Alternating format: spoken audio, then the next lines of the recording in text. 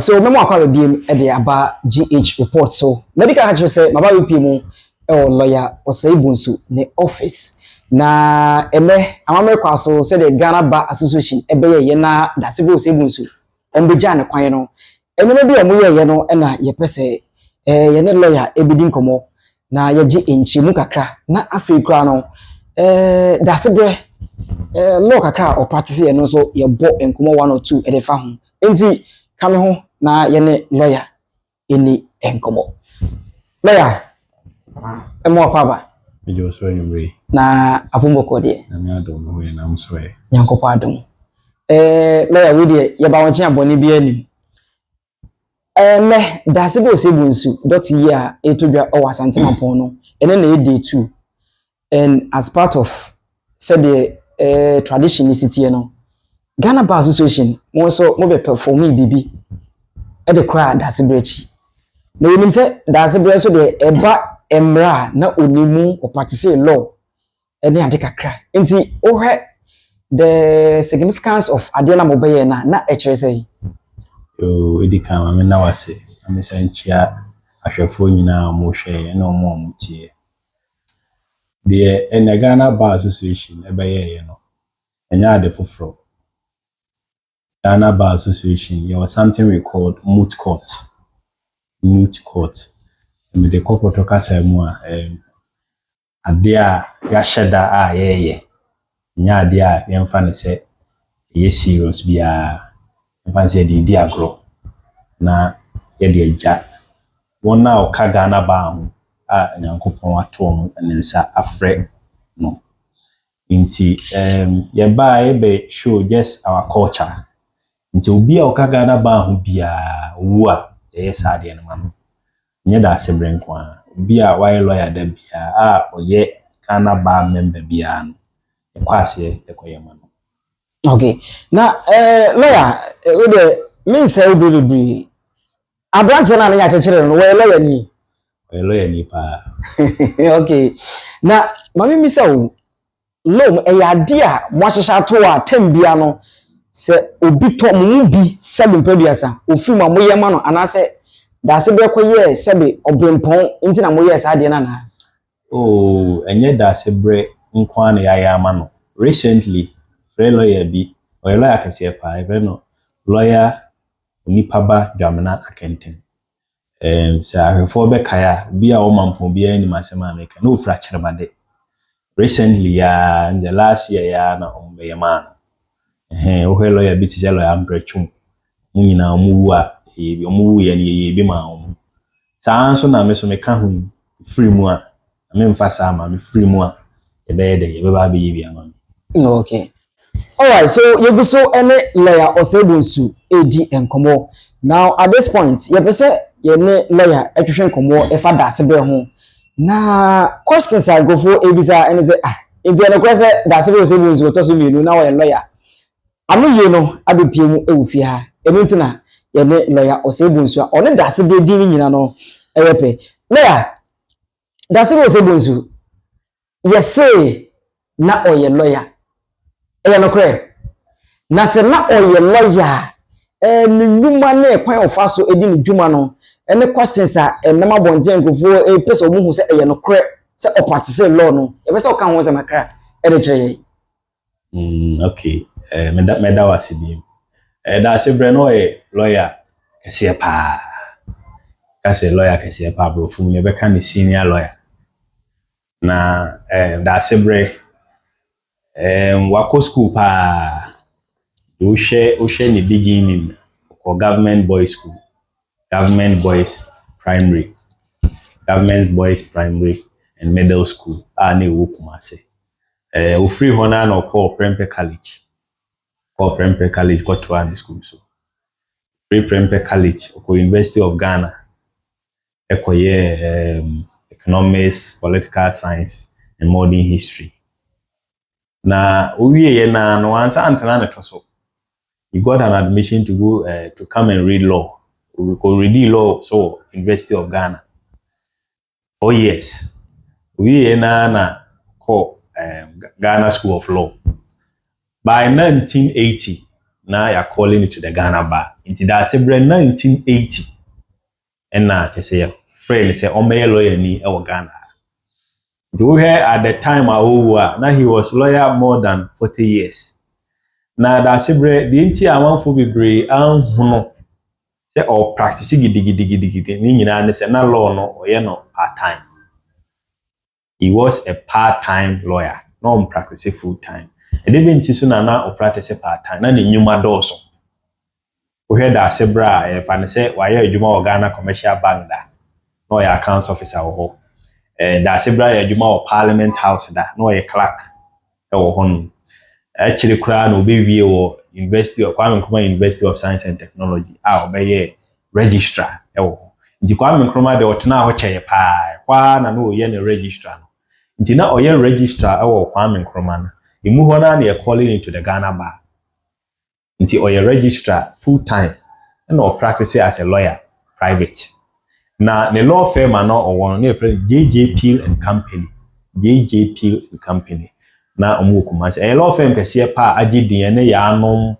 na say esi so. Ya anom e wona na lawyer amprechum no. Lawyer amprechum on a law firm na na Daasebre so wo JJ Peel and Company. In Daasebre from 1980 and or practice as private legal practitioner. No no private. E can a registrar na no oyen. One jai registrar no. Na oye registrar at the same time no a lawyer. And sana or practice from 1980 to 1996. And so here or practice law for 16 years.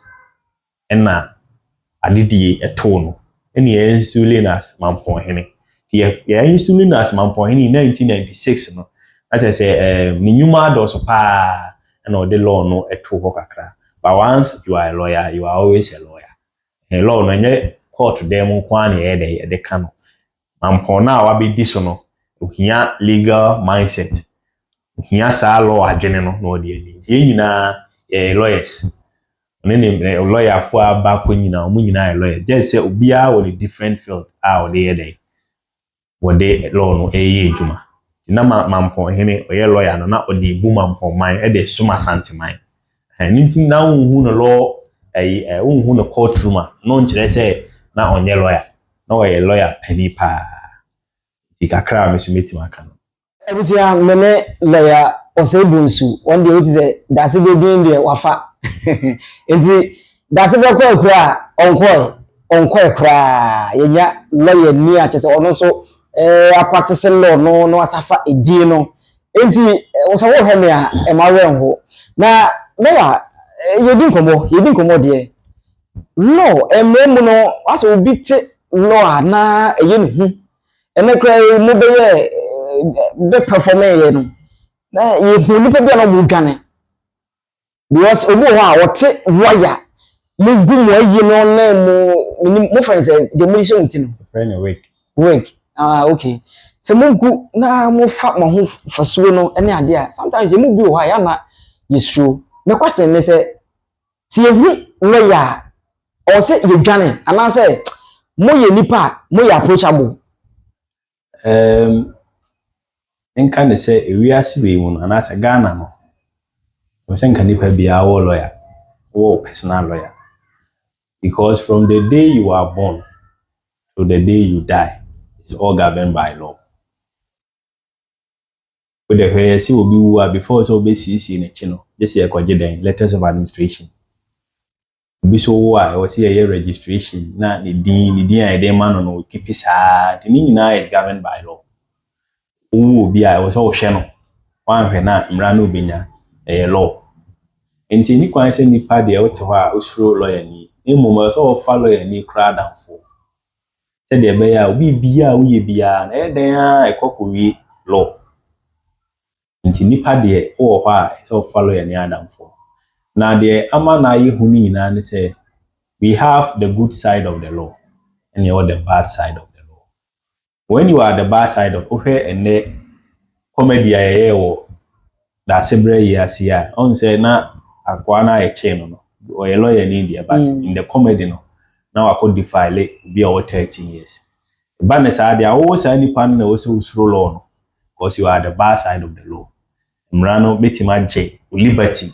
everyone say freedom ade ne nam mampo high koba nam station ko fie da sorry no be kakra no nya ne sa because say you are the bad side of the law but if you are the good side of the law no be support you be boa ma bibia wo ye bia na konkan ama wo so ni age say wo tv ase ai le ubi ani na me pese me bisa se eba emremu a asem bia na yetimi edebe dam ana na se ye wasem bia wo de kan fie asem bia yetimi le ba ma mu timi kan waye okay emremu no basic lawyer bia 99% enim say before say emra obetimi aba mra nanim no ya will be a friend of course of action because a course of action may come at for atiase no the asem na wanya no we say emra ni gitum so obetimi aka ya set a standard no the law must recognize it so adi read it itimi kan court e man yi pane say we are obi be wura me office ya say oh lawyer bi aka kire me say me ya boa me kwase a na me ka kire ni say we enye course of action mrano en recognize say obi ka say aboa kwase a fabra court ni mo ka kire say ebi a oye kromfo no obetimi dey court ama e free bi defamation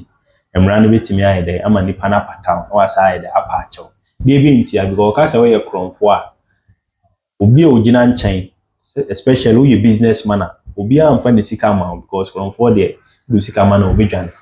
ba aboa ne kwase ade ye ka kire obi president pra ye ka sa aboa ne kwase ade ka normal talk of life yeah nti enye bibia na ye de court e was say law no e recognizing sa ade we can be all borders to the saying say the law doesn't deal with trivialities law no ye mfa nkeka ne man ketekete say enye se ne man so say kase bibire there was say ade a emra no ana judge no ana court no we wasting the time say at the end of the day no there must be result ntinye bibia na wait me da hoko okay abusia mene lawyer Osei Bonsu na edi enkomo na me pese oti ase se lawyer ebie ye ni enne na there is ntia ma be bisa se case bia na yetimi ede ba no na me pese menya some clear picture of some of the cases are also yetimi ede eba na lawyer etwitwaje ye ana se okabi ede emaye na lawyer ansa na meja mo akomi se wabre ene wabre pa ansa na meja mo akono odin de mehu dada lawyer Osei Bonsu o law firm no ede sen we law firm the friend Sapon and associate Sapon and associate wo asokwa Makion house kumase Pentecost asoro na mo mission house na say mo abon santintin bi ho no kwa ne ye down floor okay na aba mampon so a mampon no me wo officer te say hana me de je mampon for nse obi be fa car ba kumase le mampon ten traffic kra no bi kra sa of ade bi otafo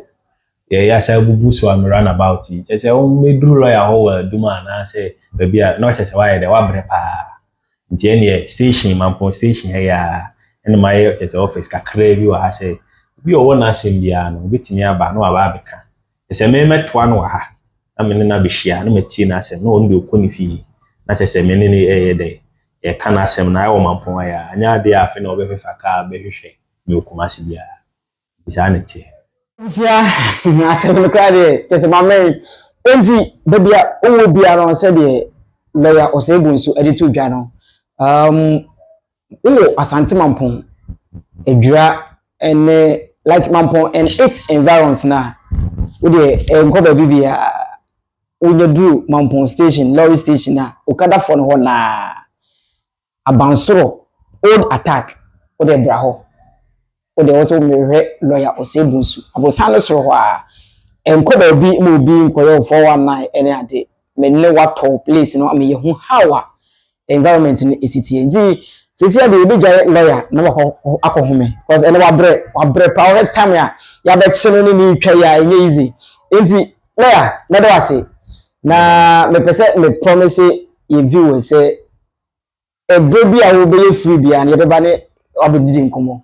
Me Isan say your cases. No da bia. Da bia. Da bia. That's it. Yeah, but that's it. So me that's it.